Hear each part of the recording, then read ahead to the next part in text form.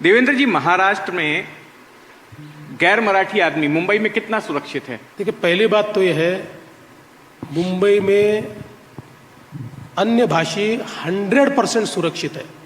देखो, अभी मुंबई में रहने वाला जो उत्तर भारत का व्यक्ति है ना, आज की जो जनरेशन है, ये तीसरी जनरेशन है।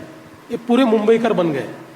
ये मुंबई के संस्कृति में, मुंबई के त्योहारों में, ये पूरा महाराष्ट्र का जो खान पान है, महाराष्ट्र के जो तौर तरीके हैं, इसमें घुल मिल गए।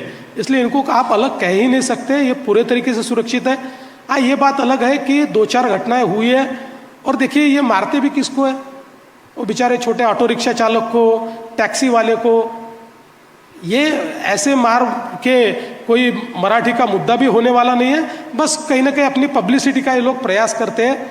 और जहाँ तक तीसरी भाषा का सवाल है, देखिए, हमने पहले दिन से कहा कि महाराष्ट्र में मराठी कंपलसरी है, लेकिन जब 3 भाषा का सूत्र आया तो तीसरी भाषा कौन सी होनी चाहिए?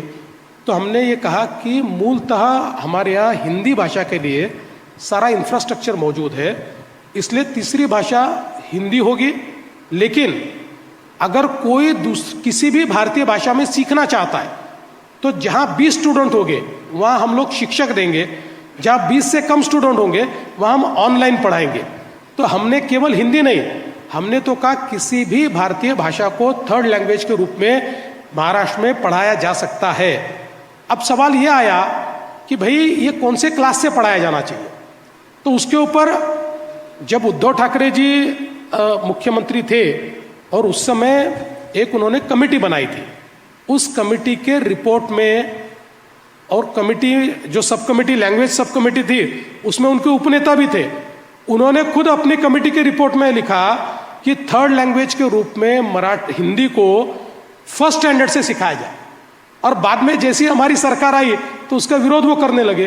तो इसलिए हमने उसके ऊपर एक कमेटी बनाई। हमने कहा कि देखो, ये कोई पॉलिटिकल डिसीजन नहीं हो सकता है, साइंटिफिकली कौन से क्लास से 3rd लैंग्वेज लागू होनी चाहिए ये हम लोगों को डिसाइड करना होगा।